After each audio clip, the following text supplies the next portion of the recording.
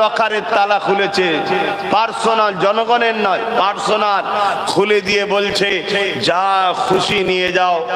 তুমি আমাকে আজ একটা মেসেজ দিলে যে নবী আমাকে স্মরণ রেখেছে। জোরে বলুন সুবহানাল্লাহ।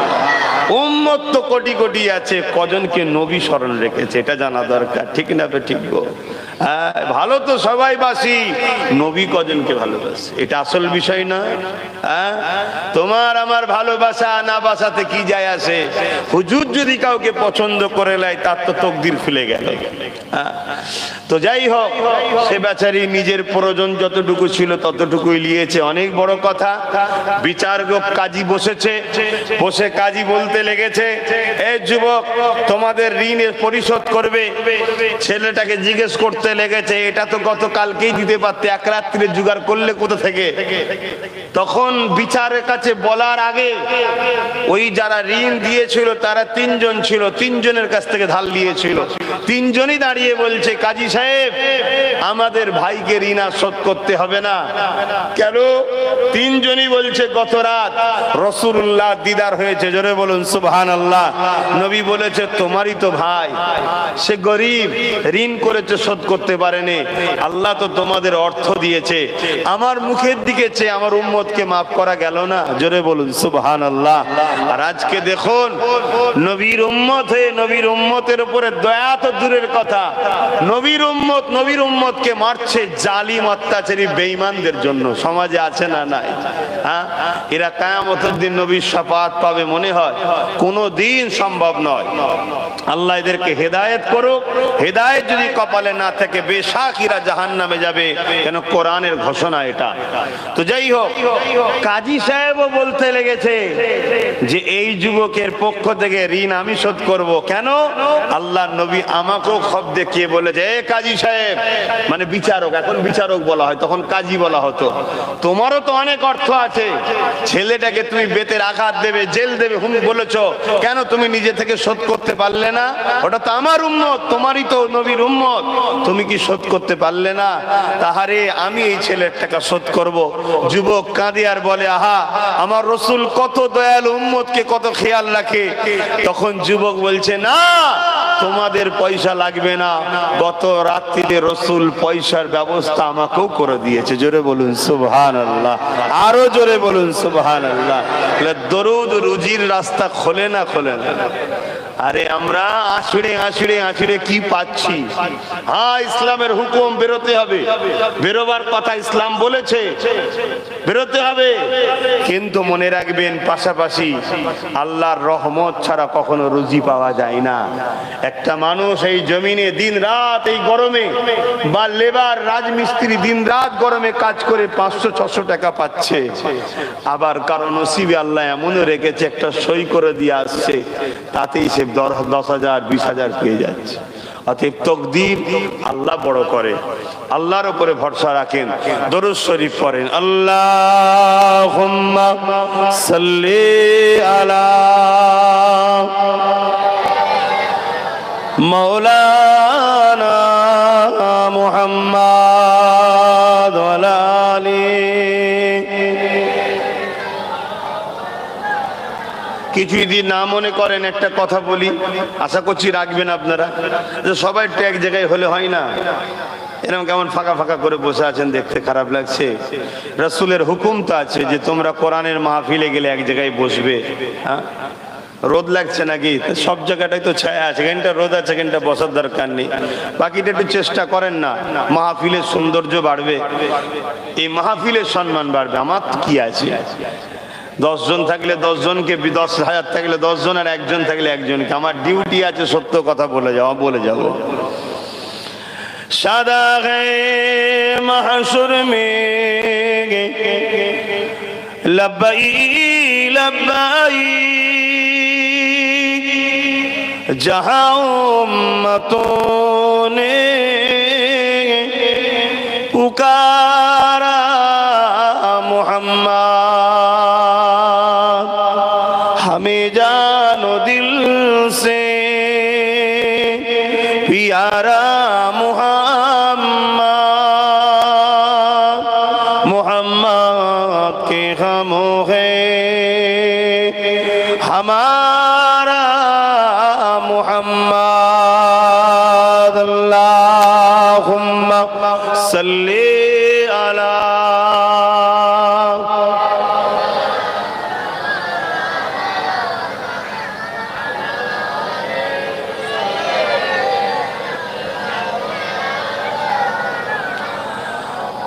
अपने आँखों से देखा मैं मौजूद है,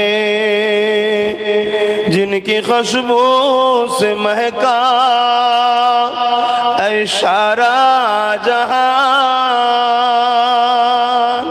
ओ खुशबू नबी के पसीने में है। अल्लाहुम्मा सल्ली अला।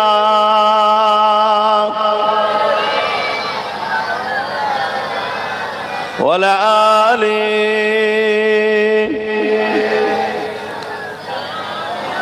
कलमे ला इलाहा इल्लल्लाह, ला इलाहा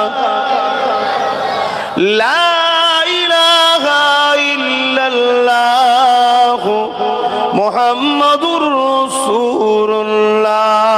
हस्बी रब्बी जल्लल्लाह मा फी क़ल्बी गैरुल्लाह। नूर मुहम्मद सल्लल्लाह हक़ ला इलाहा इल्लल्लाह, ला इलाहा ला इलाहा इल्लल्लाह मुहम्मदुर रसूलुल्लाह। अल्लाहुम्मा सल्ली अला सय्यिदना मौलाना मुहम्मद वला आली।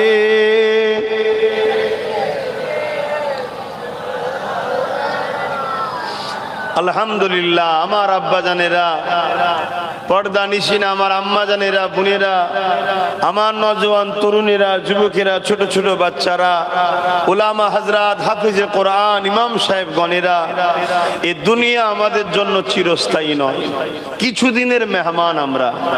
কার কতদিন দিয়ে পাঠিয়েছে কেউ জানে না। আল্লাহর হুকুম হবে, ডাক আসবে, চলে যেতে হবে। এই শরীর মায়ের পেটে তৈরি করা হয়েছে, আর এই শরীরের মধ্যে 120 দিন যখন হয়েছিল আল্লাহ রূহকে রেখেছে, জান যেটাকে বলা হয়। আর এই জানটাই শরীর থেকে বেরিয়ে যাবে যেদিন আল্লাহ ডাকবে। এই রূহটা কি? আল্লাহর হুকুম। রূহটা কি? আল্লাহর হুকুম। অতএব কারো কথা শোনে না, এটা আল্লাহর হুকুম, আল্লাহর হুকুমই শোনে। অতএব সময় হবে এই সুন্দর জিসম থেকে, এই শরীর থেকে এই রূহটা বেরিয়ে যাবে। আমার দাদুরও ছিল, পীর আল্লামা আশেকে রসুল জুলফিকার সিদ্দিকী হুজুরের শরীরে ওই রূহটা ছিল। হুকুম হয়েছে, বেরিয়ে চলে গেছে। আমার পদ্দাদো জবানার মুজাদ্দিদ দাদা হুজুরের শরীরেও ছিল, হুকুম হয়েছে, বেরিয়ে চলে গেছে। আমার 30-32 পোস্টের দাদু হযরত সিদ্দিক আকবর রাসূলুল্লাহ শ্বশুর, তিনার শরীরেও ছিল, হুকুম হয়েছে, বেরিয়ে চলে গেছে। অতএব এ সবার শরীর থেকে বেরিয়ে যাবে, এটা আল্লাহর হুকুম, এটা সবার হবে। কিছুদিনের জন্যই দুনিয়ার জমিনে আল্লাহ আমাদের পাঠিয়েছে। মনে রাখবেন, কবে কাকে আল্লাহ হুকুম দেবে চলে যাবে কেউ জানে না। এ শরীর নিয়ে যে মাটির তলায় দাফন করে দেবে। যদি এই শরীরকে আল্লাহর রাহে খাটাতে পারি, আল্লাহ পাক দয়া করে কবরে এই শরীরকে টাটকা রাখবে। জোরে বলুন সুবহানাল্লাহ। আর না হয় সব পোকামাকড়, হাড় হাড্ডি পর্যন্ত পোকামাকড়ে সব কবরে খেয়ে নেবে, সব মাটি হয়ে যাবে। আল্লাহ কিন্তু আবার এই রূহকে নতুন করে আবার তৈরি করবে। এই রু দিয়ে নতুন করে আকৃতি জিসম আবার তৈরি করবে। কোন দিনে? সুম্মা নুফিকা উখরা ফাইযা হুম কিয়ামুন ইয়ানজিরুন, যেদিন হবে ময়দানে মাশর, বিচারের দিন, ওদিন আল্লাহ তুলাবে। কেমন? যেমন মাঠে নাগল দিলে আলু ওঠে, ওই রকম মানুষ জমিন ফেটে উঠতে থাকবে। সেই দিনটা হবে হিসাবের দিন, বিচারের দিন। ওই দিনে কোনো ছায়া থাকবে না, শুধুমাত্র আল্লাহর আরশের ছায়া। এই যে রোদে আজ আমরা পাগল হয়ে যাচ্ছি, এই রোদ কোটি কোটি মাইল দূরে সূর্য আছে, এই তাপ আরো বাড়ানো আল্লাহ, সেটাকে নাবিয়ে মাতার এক বেগদা ইখতিলাফ। আমার বাপ বলেনি, আমার দাদু বলেনি, এটা আমার আল্লাহ বলছে। জোরে বলুন সুবহানাল্লাহ। সেই দিনটা কতদিন হবে? বিচারের দিন। কোরআন বলছে কানা মিকদারু 50 আলফা সানাতিন, 50,000 বছরের একটা দিন হবে। 50,000 বছর যতটা হয়, একটা দিন অত বছরের সমান লম্বা হবে। সব দিকে ওই জমিনে দাঁড়িয়ে থাকতে হবে, এরপরে বিচার শুরু হবে। দাঁড়িয়ে থাকতে হবে এইভাবে 50,000 বছর, তারপরে শুরু হবে বিচার। সেই বিচার আবার কতদিন হবে আল্লাহ ও আল্লাহ রসুল ভালো জানে, কিন্তু 50,000 বছর দাঁড়িয়ে থাকা পর্যন্ত সমস্ত নবীরাও থরথর করে কাঁপবে। আমার রাসূলুল্লাহ গিয়ে যখন আল্লাহর আরশ আজিমের নিচে সিজদায় পড়ে কেঁদে বলবেন, আল্লাহ মানুষ আর পাচ্ছে না, আপনি দয়া করে বিচারটা শুরু করেন। সেইটাকে বলা হয় সাফাআতে কুবরা, বড় সাফাআত, সমস্ত মানুষের জন্য সাফাআত করবে। আল্লাহ নবী পাকের কথা শুনে তিনি দয়াময়, দয়া করে রাসূলুল্লাহর ভালোবাসায়, তার বন্ধুর ভালোবাসায় বিচার শুরু করবে। এই দিনটা কতদিন কেটে গেছে? 50,000 বছর অলরেডি কেটে গেছে। খুব ভালো করে শোনেন, গল্প নয় এটা, এটা গল্প নয়। যিনি বাপের শরীরে সামান্য রস থেকে মায়ের রেহেমে পাঠিয়ে তোমার আমার মতো কোটি কোটি মানুষ তৈরি করছে, আবার আসছে, আবার তৈরি হচ্ছে, আবার আসছে, এই ক্ষমতা যিনি, সেই আল্লাহর কথা বলছি। দুটো চোখ যিনি দিয়েছে, এক একটা চোখে 13,000 26,000 কোটি করে লেন্স আছে। তাই তো এক মুহূর্তে আসমান দেখি, এক মুহূর্তে জমিন দেখি, একটার সাথে আর একটার কোনো কানেকশন নেই। এই বিশাল পাওয়ারের যিনি মালিক, সেই আল্লাহর কথা শোনাচ্ছি। এই যে সামান্য মেম্বারটাকে রাখতে গিয়ে কত খুঁটি ব্যবহার করতে হয়েছে, বিশাল আসমানকে যিনি রেখেছেন কোনো খুঁটি নাই, সেই আল্লাহর কথা শোনাচ্ছি। ভাবেন, নিজের দিকে তাকান, নিজের দিকে কেমন মুখটা লাড়াচ্ছি, আর দেখুন কথা বেরোচ্ছে। এই তৈরিটা কার? জোরে বলুন কার? সেই আল্লাহর কথা বলছি। তোমাকে আমাকে দুনিয়ার শয়তানের ধোঁকায় ফেলে দিয়ে আল্লাহ ভুলানো হয়ে গেছে, নবী ভুলানো হয়ে গেছে। এর পিছনে দুটো শক্তি কাজ করছে। একদল মানুষ যারা মানুষের প্রভু হতে চায় ক্ষমতার জোরে, তারা, আর একদল মানুষ তাদেরই পয়সা নিয়ে আমাদের ঘরে আল্লাহ ও রসুল থেকে সরিয়ে দুনিয়া, লোভ, লালসা, গান, জুয়া, নাচ, মেলা, খেলার মধ্যে জড়িয়ে হই হই হই হই করাচ্ছে। আমাদের হুঁশই নাই, এক সেকেন্ডের গ্যারান্টি নাই। ভাত সামনে রয়েছে, হাতও দিয়েছেন, তুলার আগে মৃত্যু হতে পারে। নামাজে দাঁড়িয়েছেন, রুকুতে যাবার আগে মৃত্যু হতে পারে। একদিকে সালাম ফিরিয়েছেন, আর একদিকে ফিরাবার আগে মৃত্যু হয়ে যেতে পারে। অতএব জিন্দেগির কোনো ভরসা নাই, আমরা সেই আল্লাহকে ভুলে গেলাম। শোনেন আমার বাপজানেরা, মায়েরা, বোনেরা, যুবকেরা, ময়দানে মাশর এত কঠিন দিন হবে যেদিন আল্লাহ বিচার নেবে। এই জমিনটা যেমন পুড়ে পুড়ে পুড়ে পুড়ে লোহা লাল হয়, সূর্যের তাপেতে জমিনটা পুড়ে লাল হয়ে যাবে। ওই জমিনের উপর দাঁড়াতে হবে। বাপ ছেলের বুকে পা দিয়ে দাঁড়াবে, ছেলে বাপের বুকে পা দিয়ে দাঁড়াবে, মা মেয়ের বুকে পা দিয়ে দাঁড়াবে, মেয়ে মায়ের বুকে পা দিয়ে দাঁড়াবে। এক কথায় যার উপরে যার ক্ষমতা চলবে, তার বুকের উপরে পা দিয়ে দাঁড়িয়ে যাবে। কেন? জমিনে পা দিতে পারছে না। সেই দিনটা কি হবে? এই গরম আল্লাহ আমাদেরকে সজাগ করার জন্য দিয়েছে। এই তাপ মুমিনদের জন্য সতর্ক, মুমিনরা এই তাপেতে পরিবর্তন হচ্ছে, আর জালিমরা এই তাপেতে আরো হারাম ইনকাম করছে, যাতে একটা এসির জায়গায় দুটো এসি লাগানো যায়। কথা মাথায় ঢুকছে না? ঢুকে না। আর মুমিন এই পাপেতে সতর্ক হচ্ছে, ওই সর্বনাশ, না না তওবা কর, তওবা কর, আল্লাহর ঘরে চ, সেজদায় পড়, ডাল ভাত খা, ধোয়া ভাত খা, তাও ভালো, আল্লাহর বিরুদ্ধে যাসনি, আল্লাহর বিরুদ্ধে যাসনি। একই অবস্থা এই পেরেশানের মধ্যে রয়েছে মুমিন।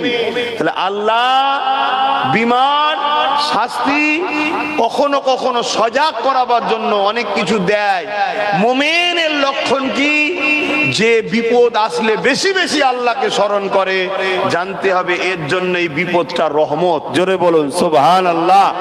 আর যে বিপদ আসার পরে আরো খারাপ দিকে চলে যায়, জানতে হবে এই বিপদটা এর জন্য আযাব বা শাস্তি। আমি বুঝতে পারছি? একটু হ্যাঁ না বলেন না। আমি আরেকবার বলবো, ধরুন কারো জ্বর হয়েছে, জ্বর হওয়ার পরে ও শুয়ে বিছানায় শুয়ে আছে, নামাজ পড়তে যায়নি, শরীর খারাপ, আর খারাপ, ভাল লাগে না।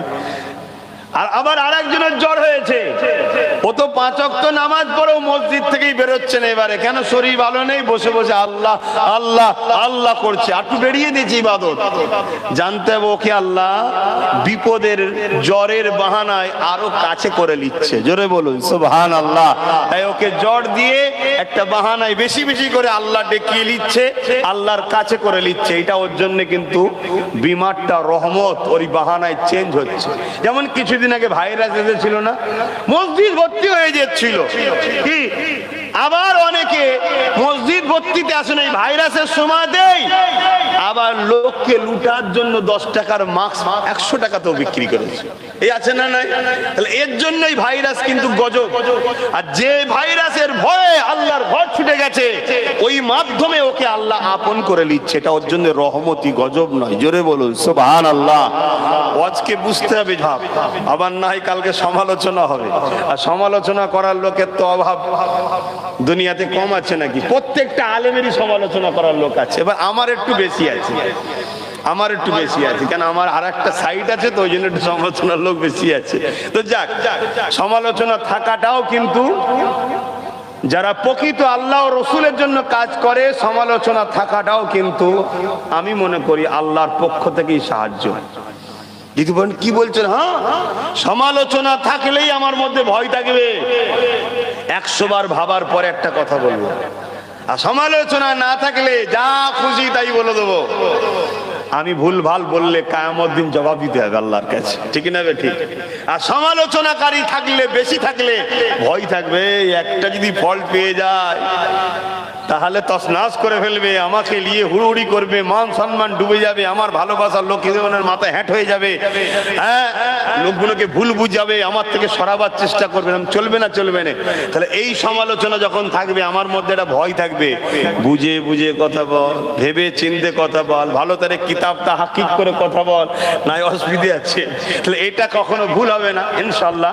তো ভুল না হওয়ার জন্য আল্লাহর কাছে ধরা পড়তে, তাহলে যারা মুমিন হয় তাদের জন্য যে কোনো মুসিবতই আল্লাহর পক্ষ থেকে পরীক্ষা হিসাবে রহমত। জোরে বলুন সুবহানাল্লাহ। আর জালিমদের জন্য ছোট্ট ছোট্ট বিপদটাও গুনাহগারের জন্য শাস্তি। মুমিনের পায়ে কাঁটা থাকলে, মুমিনের পায়ে কাঁটা লাগলে আল্লাহর নবী বলছে, মুমিন বলে ওঠে আল্লাহ। মুমিনের পায়ে কাঁটা লাগলে কি বলবে? মুমিন আল্লাহ। আল্লাহ বললেই 40টা নেকি হবে। মুমিনের পায়ে কাঁটা নাকা মানে মুমিনের মাকাম বারে গুনাহ মাফ হয়। জোরে বলুন সুবহানাল্লাহ।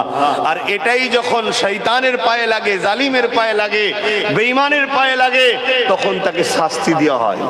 তার পাওনা ওটা, সে ওই কাজটা প্রাপ্য, তাই তাকে দেওয়া হলো। আর আমি তুমি প্রাপ্য নয়, আলহামদুলিল্লাহ, বুঝাবার জন্য বলছি, প্রাপ্য নয়, এরপরও পেয়েছি। জানতে হবে এর বাহানায় আল্লাহ গুনাহ মাফ করিয়ে নিচ্ছে এবং মাকামকে বাড়াচ্ছে। জোরে বলুন সুবহানাল্লাহ। তো আমি যে কথা বলতে যাচ্ছিলাম, গিয়ে চলে গেলাম, যে এই রোদে যদি আজ আমাদের এই হয়, তাহলে ময়দানে মাহশরে কি হবে?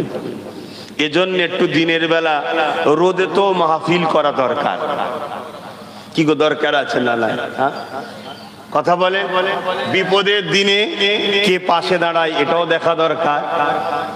এসি ঘরে যদি কাউকে দাওয়াত দিই, যে যাবার নাই সেও বলবে চনে, নাও আসুনি তাও ভালো, একটু ঠান্ডাতে বসে থাকবো কি।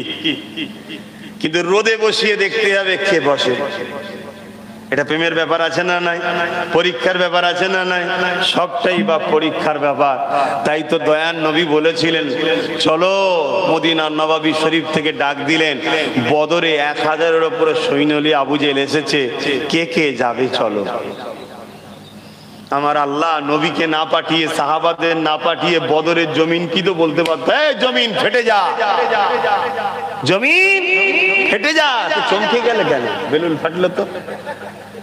এখন ভোটের আবহাওয়া চলছে, বোম টোম পড়ছে নাকি চারিদিকে? ওই ভয় আছো নাকি? ওসব ভয় করবে না, ভয় একমাত্র আল্লাহকে করবে। কথা বুঝে আসছে? আল্লাহকে করবে। আল্লাহ যদি তোমাকে সুস্থ রাখে, ভালো রাখে, ক্ষমতা নেই তোমার হাতে কেন, পকেটে কেন, পুরো বোম প্যাকিং করে দিলেও ফাটবে না। আর আল্লাহর যদি হুকুম থাকে, তুমি ঘরের মধ্যে ঢুকে বসে থাকলে মারতে যাবে অন্যজনকে, সেবা লাগবে তোমাকে। কথা বুঝে আসছে না? না, ওসব আল্লাহর উপর ছেড়ে দাও। তুমি সত্যের পক্ষে আছো কিনা এটা ভাবো। যাক, আল্লাহ নবী বললেন, কে আছো চলো। আচ্ছা বলেন তো, আমার আল্লাহ বদরের জমিনকে তো বলতে পারতো, এই জমিন ফেটে যা। ওই 1000 জন আবু জেহেল বাহিনীকে ঢুকিয়েলে কি আল্লাহর ক্ষমতা আছে না নাই? একটু সবাই বলেন না, ক্ষমতা আছে না নাই? আল্লাহ তা করলেন না কেন? দয়ান নবী, আল্লাহ বলছে আমার বন্ধু, পৃথিবীতে কেউ আছে তার বন্ধু কষ্ট পাচ্ছে, কথা বলে, তার বন্ধুকে লড়াইয়ের ময়দানে যেতে হবে, কত জুলুম হবে, কত কষ্ট করতে হবে, সবে গুটি কত লোক আবার ইসলাম এনেছে। যদি জানতাম বাবা বিশাল সংখ্যা, তা নয়, কবে গুটি কত, কি ব্যাপার না। নবী আমাদের জন্য মডেল। যে কোনো পরিস্থিতিতে মোহাম্মদ রসুল যদি সংখ্যা না দেখেও অন্যায়ের বিরুদ্ধে এগিয়ে যায়, তুমি নবীর গোলাম হয়ে, উম্মত হয়ে, আল্লাহ দাস হয়ে সংখ্যা দেখবে না, তোমাকে আগাতে হবে। তুমি আমি আব্বাস সিদ্দিকী কোন লাট সাহেব মুহাম্মদ সাল্লাল্লাহু আলাইহি ওয়াসাল্লামের পায়ের জুতোর ধুলো আব্বাস সিদ্দিকী হতে পেরেছে কি সন্দেহ আছে? হ্যাঁ, তোমাকে আমি বললে হয়তো তোমার প্রেস্টিজে লাগতে পারে। আমি আমার কথা বলছি। মুহাম্মদ সাল্লাল্লাহু আলাইহি ওয়াসাল্লাম যে ঘোড়া চাপতেন, ওই ঘোড়ার পায়ের খুঁড়ে যে বালি লাগতো, ওই ধুলো বালিটা আব্বাস সিদ্দিকী হতে পেরেছি কি আমার জানা না। ওটা আমার থেকে মনে হয় অনেক দামি জিনিস। কথা শুনছেন? হ্যাঁ হ্যাঁ, এটা ইমানদারের কথা শোনো, এটা ইমান। তিনি যদি 313 জনকে নিয়ে 1000-এর মোকাবেলায় আগিয়ে যায়, এক বড় সংখ্যার দিকে তাকাইনি, 313 জনের হাতে কি আছে দেখেনি, অথচ 1000-এর হাতে অস্ত্র ছিল, 1000-এর দিকে ঢাল ছিল, 1000-এর দিকে বল্লম ছিল, 1000 জন ঘোড়া উট হাতির পিছনে পিঠে চেপে আছে, তাদের গায়ে যুদ্ধের লেবাস আছে। 313 জন, কারো পায়ে জুতো আছে তো কারো পায়ে আছে ছিঁড়া ফাটা, কারো গায়ে জামা আছে তো জামা ছিঁড়া ফাটা, খাজুরের ডাল নিয়ে হেঁটে হেঁটে যাচ্ছে এই গরম মরুভূমির ওপর দিয়ে।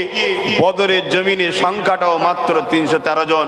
ক্ষুধার্ত, গরিব, দুর্বল শরীর নিয়ে একবার রাসূলুল্লাহ ভাবেনে আর দেখেনে যে 313 জন লে কি হবে। কথা কিছু বুঝছেন? নবী তো আমাদের জন্য মডেল। সবে কিয়ামত পর্যন্ত আমার উম্মত আমি মুহাম্মদ রাসূলকে মডেল বলে মানবে। যুগে যুগে যত অত্যাচারী আবু জেহেল শাসক আসবে, আমার উম্মত একাও যদি থাকে তার বিরুদ্ধে কথা বলবে, তার বিরুদ্ধে রুখে দাঁড়াবে, তার বিরুদ্ধে সংগ্রাম করবে। আমার উম্মত যেন একবারও না ভাবে যে আমি একা কি করব। কিছু বুঝে আসছে? কিন্তু আজ আমরা ভাবি না কি হবে, কি হবে, এই কজনলে কি হবে। ওর হাতে সব, ওর কাছে সব, ওর পাওয়ার আছে, ওর ফোর্স আছে, ওর মেশিন আছে, ওর এই আছে, সব ভাবে না। এটা কেন ভাবনা? এটা ঢুকানো হয়েছে। এটাই হলো পশ্চিমা দুনিয়াদের ঘোল।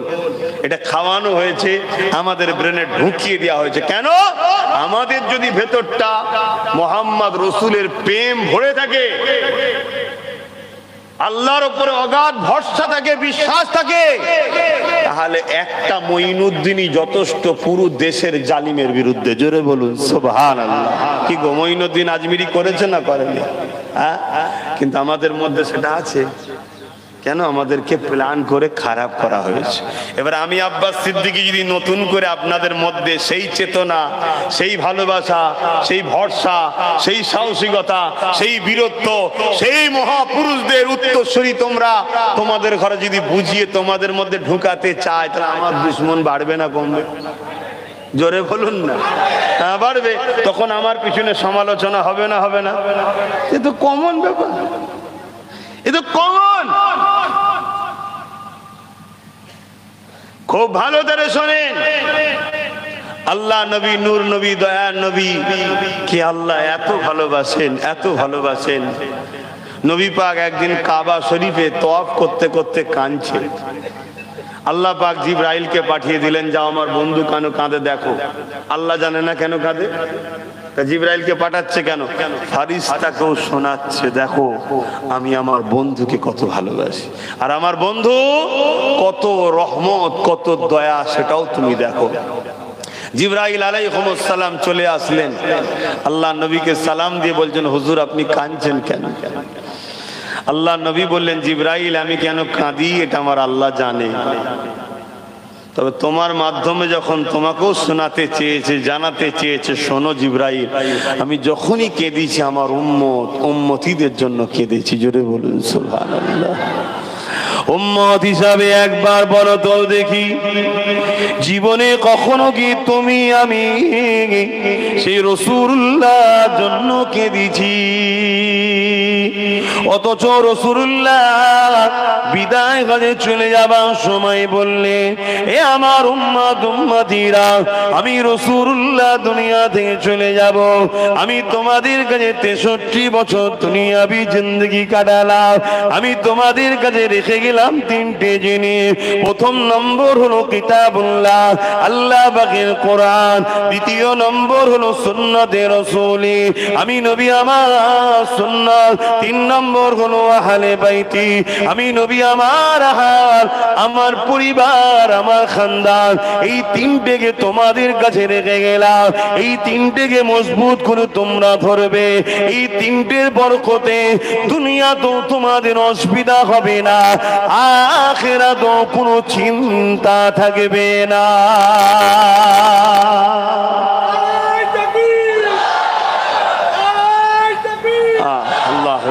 ভেবে দেখুন, তাহলে রসুলকে যদি আমরা ভালোবাসতাম, তাহলে নবী কটা যে রেখে গেলেন? ধরতে বলেছেন না? বলেন ধরিছি আমরা? কোরআন কই ধরিছি? কোরআন তো ঘরে কিনে একটা রাখতে রেখেছি, ধুলো পড়ে গেলেও দেখার সময় নেই। দ্বিতীয় নম্বর কি? রাসূলের সুন্নাহ, নবীর সুন্নাহ কি নবী যেটা করেছে আমরা করি? বলো। 3 নম্বর হলো আহলে বাইতি, নবী বলেন আমার আহাল, আমার পরিবার, আমার খানদান, তাদের নেতৃত্ব মানো, তাদেরকে ধরো। আমরা ধরিছি? যেমন বাংলা পূর্ব ভারতের জমিনে নেতৃত্ব দিবার জন্য নবী বংশের আওলাদ মুজাদ্দিদুল জামান সৈয়দনা আবু বকর সিদ্দিক দাদা হুজুর রাহমাতুল্লাহ আলাইহিকে আল্লাহ পাঠিয়েছিলেন, তেনার খলিফারা বা আপনাদের পূর্বপুরুষরা তিনাকে ধরার মতো করে ধরেছে। জোরে বলুন সুবহানাল্লাহ। আপনারা ধরেছেন সেইভাবে?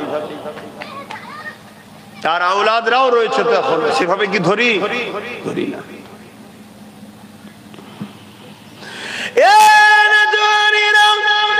বছরে একবার জলসা দিই, পীরের আওলাদদেরকে নিয়ে এসে তারা কোরআন সুন্নাহর আলোকে কিছু কথা বলে, ওই জায়গায় আমরা বসে শুনে নিলাম, নারে তাকবীর, আল্লাহু আকবার দিয়ে দিলাম। কিন্তু যে কথাগুলো বলে গেল, ওই কথাগুলোকে জীবনে আখলাকে চলার পথে কতটা মানতে পারলাম? এ যুবকেরা, তরুণেরা, বাপেরা, এই দুনিয়া জমিন কিন্তু তোমার আমার জন্য চিরস্থায়ী নয়। মনে রাখবেন, আল্লাহ ছাড় দিয়েছে, ছেড়ে কিন্তু দেয়নি। একদিন না একদিন তোমাকে আমাকে উঠিয়ে নেওয়া হবে। তুমি সাধারণ মানুষ হওয়ার আলেম হও, তুমি মুরিদ হওয়ার পীর হও, তুমি নেতা হওয়ার পূজা হও, তুমি রাজা হও আর যাই হও, সবাইকে আল্লাহ পাক উঠিয়ে নেবে। কেননা এই জমিন আসমানের একমাত্র মালিক আল্লাহ। লিল্লাহি মা ফিস সামাওয়াতি ওয়া মা ফিল আরদ। জমিন আসমানের একমাত্র একমাত্র মালিক, সৃষ্টিকর্তা হলেন আল্লাহ, এবং লাহু মুলকুস সামাওয়াতি ওয়াল আরদ, জমিন আসমানের রাজত্ব আল্লাহ পাকের কুদরতি হাতে রয়েছে। এ যুবকেরা, তরুণেরা, এ আমার নবী পাখির উম্মত উম্মতিরা, আল্লাহ পাকি দুনিয়া জমিনে বহুত লোভের জিনিস রেখেছে। এই লোভের জিনিস দিয়ে তো তোমাকে আমাকে পরীক্ষা নেওয়া হবে। তুমি আমি যদি আব্বা ইব্রাহিমের মতো প্রেমের পরীক্ষায় পাশ করতে পারি, তাহলে 4000 বছর আগে চলে যাওয়ার পর আজ ইব্রাহিম নবীকে ইয়াদ সবাই রেখেছে। কেননা ইব্রাহিম নবী আল্লাহকে দিলে জায়গা দিয়েছিল, ইব্রাহিম নবী আল্লাহকে ভয় করেছিল। এই পৃথিবীর আগুন ইব্রাহিম নবীকে পুরাতে পারেনি, জাহান্নামের আগুনও ইব্রাহিম নবীকে ভয় করবে। কেননা আল্লাহর প্রেমের আগুন ইব্রাহিম নবীর দিলে এমন ভাবে ছিল। এ যুবকেরা, তরুণেরা, বাবেরা, ইব্রাহিম নবী হলো তোমার আমার আব্বা জান, তিনি মুসলিম জাতির পিতা। এই জমিনের উপরে যখন তিনি আসে, আল্লাহ বা তিনাকে পাঠিয়েছিলেন নায়ের বাণী মানুষের কাছে পৌঁছে দেওয়ার জন্য, যেটা আজকে উলামা হাজরাতরা করছে। আর কোন নবী আসবে না, আমার নবী হলেন শেষ নবী। ওই কাজ এখন উলামারা করতে লেগেছে।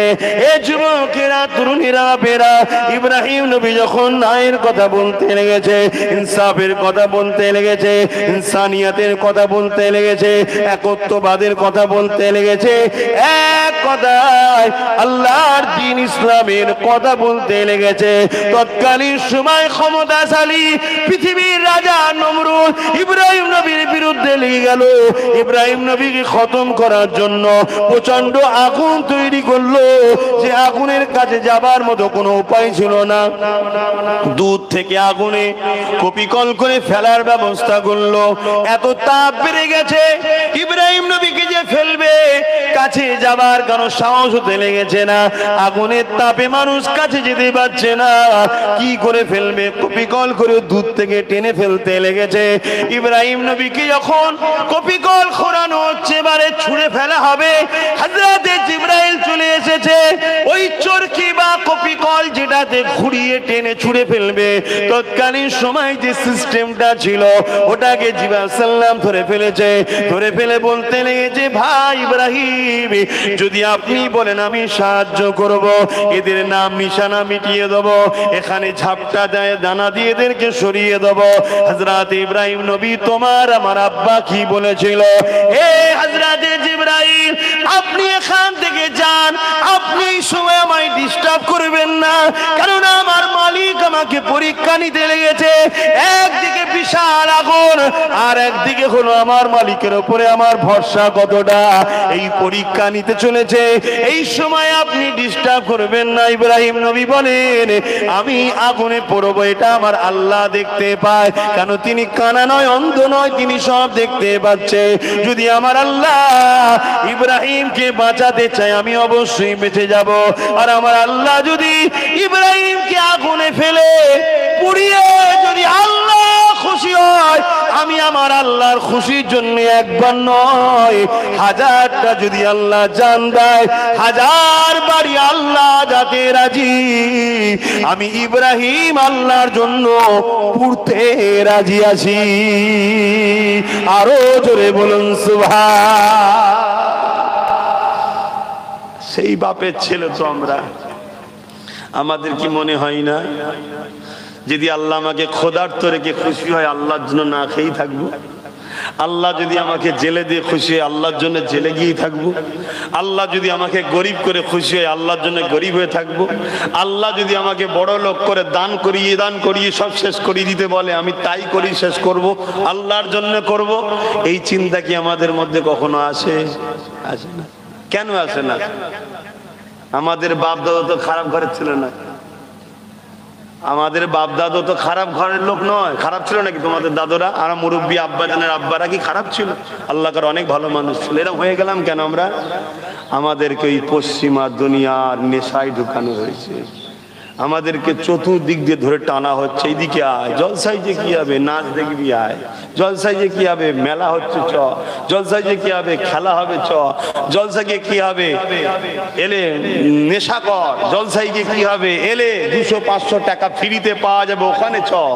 এইরকম করে চারিদিক দিয়ে আমাদেরকে আছড়ে আছড়ে আছড়ে আছড়ে দুনিয়াদার বানিয়ে দেওয়া হয়েছে, আমাদের খেয়ালই নাই। দুনিয়াদারি করতে হবে, পাঁকে থাকতে হবে, গায়ে কাদা লাগালে হবে না। দুনিয়াদার করতে হবে, সংসার করতে হবে, সন্তানকে মানুষ করতে হবে। ব্যবসা করাটাও ইবাদত, ব্যবসা করলে নেকি হয়।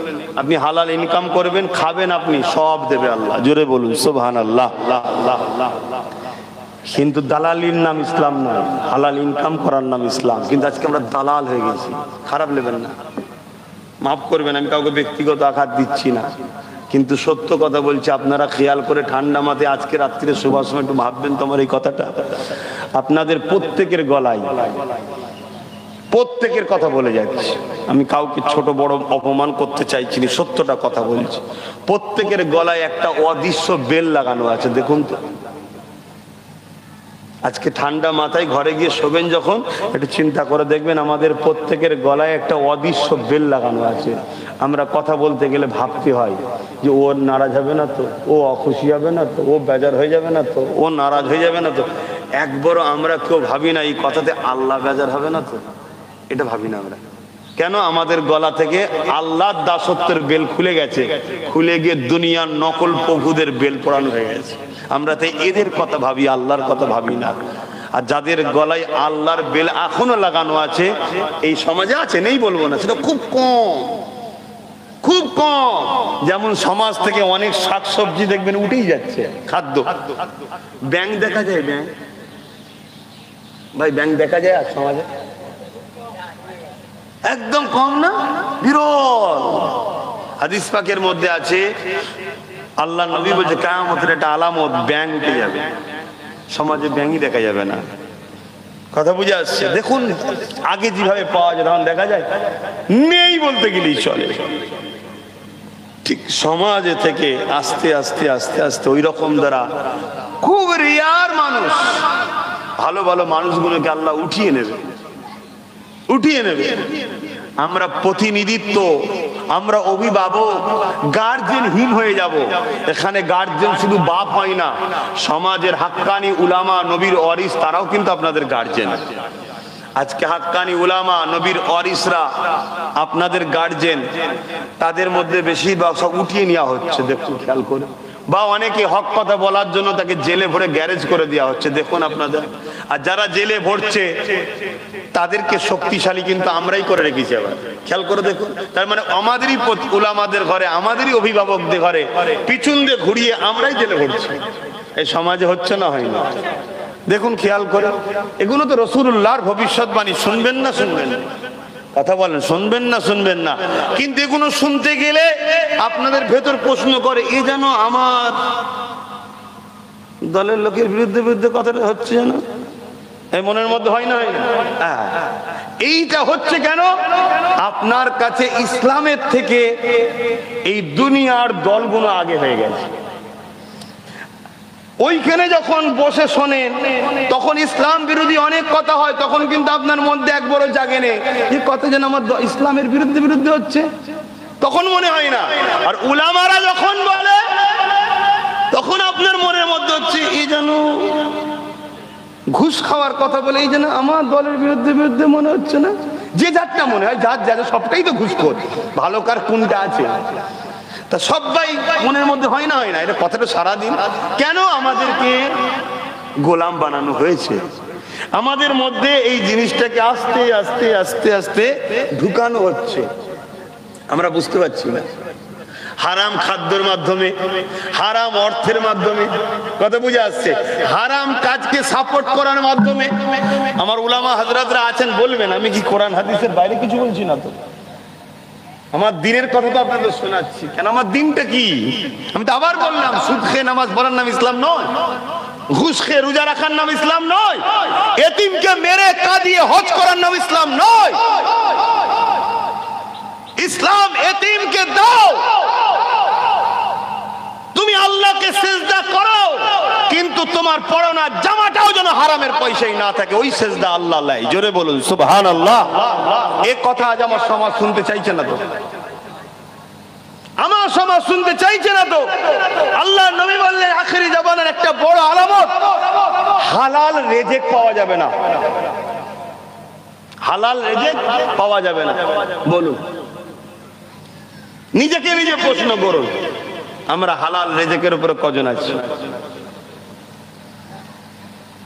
এবারে বলুন, এই ওয়াজ আজকের বাজারে চলবে? আর ওয়াজ থেকে বলা হয় ইসলাম বলার নামত। আপনি বলবেন কেন হুজুর কিছু ঘটনা টটনা বলে চলে যান না? ঘটনা বললে আমার পেট চলবে, সমাজ চলবে না। আমি আবার বলছি, ঘটনার প্রয়োজন আছে, আমি অস্বীকার করছি না, কিন্তু ঘটনা শুধু শোনালে আমার পেটটা চলে যাবে। যত ঘটনা বলবো তখন সব দলই বলে বাহ বাহ এই হুজুরটা লিয়াই, এটা ঠিক আছে, কোন নিরপেক্ষ, কত সুন্দর ঘটনা বলে চলে গেল, সব ভালো সব ভালো সব ভালো। আমার পেট আরো ভালো চলবে, একটার জায়গায় তখন 5টা 6টা করে জলসা করা যাবে। কথা বুঝে আসছে? ভুল বলছি নাকি? পেট আরো ভালো চলবে, ইনকাম আমার ভালো হবে, কিন্তু সমাজ ঠিক থাকবে। আমরা অনেকে জানি না রাসূল পাক সাল্লাল্লাহু আলাইহি সাল্লাম এই পৃথিবীর জমিনে নবুয়াতের ঘোষণার পরে কি কাজ করেছিল। খারাপ নেবেন না, আমি কাউকে ছোট করছি না, এটা বাপ বেটার আলোচনা, ভাই ভাইয়ের আলোচনা। একটু বলুন তো আমার নবী কত খ্রিস্টাব্দে এসেছে দুনিয়ায়? বলুন। 570। নবী নবুয়াতের ঘোষণা দিয়েছে কবে? কত বছর বয়সে? বলো বলো। 40। তা 570 সঙ্গে 40 যোগ করলে কত হয়? 610। এই 610টা মনে রাখেন। এখানে আর একটা কথা জিজ্ঞেস করি, নবী 40 বছর বয়সে নবুয়াতের ঘোষণা দিয়েছে, নবুয়াতের কাজ শুরু করেছে, কিন্তু নবী ছিল কবে? বলেন। পৃথিবী শুধু না, কোনো কিছুই যখন ছিল না, কোনো কিছুই তখন ছিল না, তখন মোহাম্মদ রসুল আল্লাহর কুদরতি কাছে মোহাম্মদ রসুল হিসাবে ছিলেন। জোরে বলুন সুবহানাল্লাহ। তার প্রমাণ সূরা ইয়াসিন। তার প্রমাণ কি? সূরা ইয়াসিন। ইয়াসিন কার নাম? জোরে বলছে না তো। ইয়াসিন কার নাম? তাহলে বলুন, খারাপ লিখছেন আমার কথা? জিজ্ঞেস করছি বলে। যে বলতে পারবে উলামারা ছাড়া, তাকে 1000 টাকা নগদ পুরস্কার দেওয়া হবে। বলুন ইয়াসিন খান না?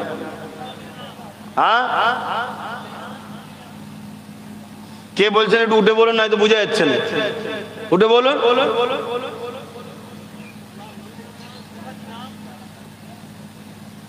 আমার রাসূলুল্লাহর নাম ইয়াসিন। মাশাআল্লাহ। যাক, তোমরা দুজনেই যখন হাত তুলেছো, দুজনে কি দেবো আমি? 1000 1000 2000 টাকা। আল্লাহ কবুল করবো না আমি।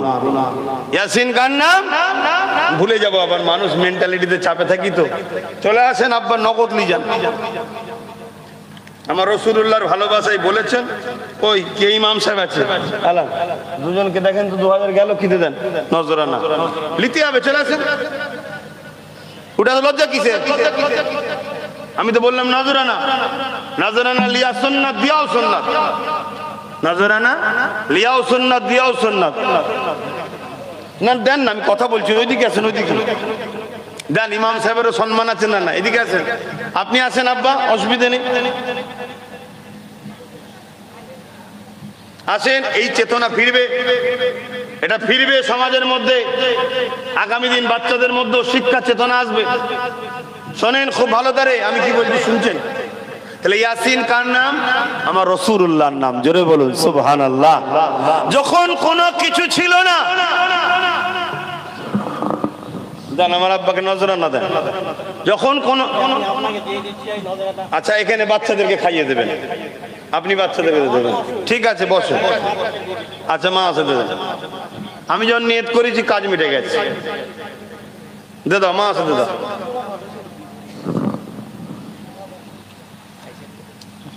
শুনছেন না শোনেন না? আপনাদের অসুবিধা হচ্ছে আলোচনা, ভালো করে বুঝুন। যখন কিছুই ছিল না, আমার আল্লাহ তখন ডাক দিচ্ছে, ইয়াসিন ওয়াল কুরআনিল হাকীম।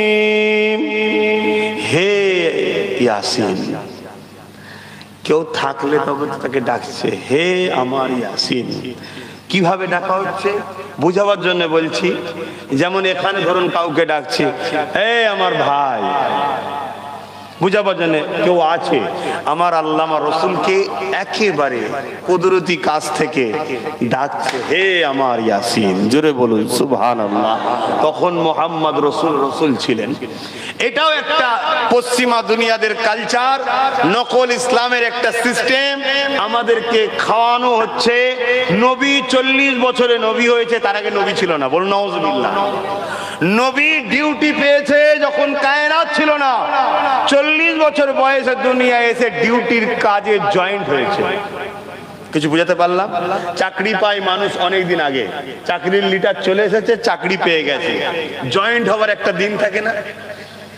570 খ্রিস্টাব্দে 12 রবিউল আউয়াল দুনিয়া এসেছে, তখনও নবী হয়ে এসেছে। তাই তো আমার রসুলের আম্মা নাপাক হয়নি। জোরে বলুন সুবহানাল্লাহ। তাই তো আমার রাসূলুল্লাহ নবীর সঙ্গে আম্মার নামের কানেকশন ছিল না, আম্মার রক্ত প্রবাহীও হয়নি। জোরে বলুন সুবহানাল্লাহ। তাই তো আমার রসুল যখন সন্ধ্যা হয়েছে, ফাঁকা আকাশের নিচে রসুলের আম্মা নবীকে শুইয়েছে, নবী আঙ্গুলের ইশারা করে, আর চাঁদ যেদিকে ইশারা করে সেদিকে চাঁদ রাসূলুল্লাহর আঙ্গুলের ইশারায় যেতে থাকে। জোরে বলুন সুবহানাল্লাহ। আমার নবী পাক সাল্লাল্লাহু আলাইহি সাল্লাম আম্মা আমিনার গর্ভে এসেছে। আম্মা আমিনার শরীর থেকে মুশকে আম্বারের থেকে বেশি খুশবু বের হচ্ছে। আম্মা আমিনাকে জিজ্ঞেস করা হয়েছে খুশবু কোথাকারের? আম্মা নিজে থুতু নিক্ষেপ করেছে, থুতু থেকেও খুশবু বের হচ্ছে। এই খুশবু মুহাম্মদ রাসূলের। জোরে বলুন সুবহানাল্লাহ। তাই তো আম্মা আমিনার গর্ভে যখন ছিলেন ইব্রাহিম খলিলুল্লাহ এসেও আম্মা আমেনাকে মোবারকবাদ দিয়ে গেছে, আমেনা তোমার পেটে সাইয়্যিদুল মুরসালিন আছে। জোরে বলুন সুবহানাল্লাহ। জিবরাইল পাঠিয়ে আল্লাহ জানিয়ে দিয়েছে, আমেনা তোমার বাচ্চার নাম লেখা আছে জান্নাতি পর্দার ভেতরে, তোমার বাচ্চার নাম হবে মুহাম্মদ। জোরে বলুন সুবহানাল্লাহ। তাওরাত জব্বুর ইনজিলে আহমদ নাম, নবী যদি না হয় তাহলে আহমদটা কে? কথা বুঝে আসছে না? নাই, এটাও একটা আমাদেরকে খাওয়ানো হচ্ছে নবীর বিরুদ্ধে। আর নবীর বিরোধী মানে তার ঈমান আছে। জোরে বলেন। আর ঈমান যার নেই তার ওকে সাহায্য আছে। বদরে জিতেছিল সংখ্যা জোরে না ঈমানের জোরে? আজকে আমাদের সংখ্যা বেশি, ঈমান কমজোর বলে জিততে পারছি না। ঈমান নেই বলবো না, দুর্বল দুর্বল। তো যাক, তাহলে আমি যে কথা বলতে চাইছি, নবী 40 বছর বয়সে নবুয়াতের ঘোষণা দিয়েছে, নবুয়াতের কাজ শুরু করেছে।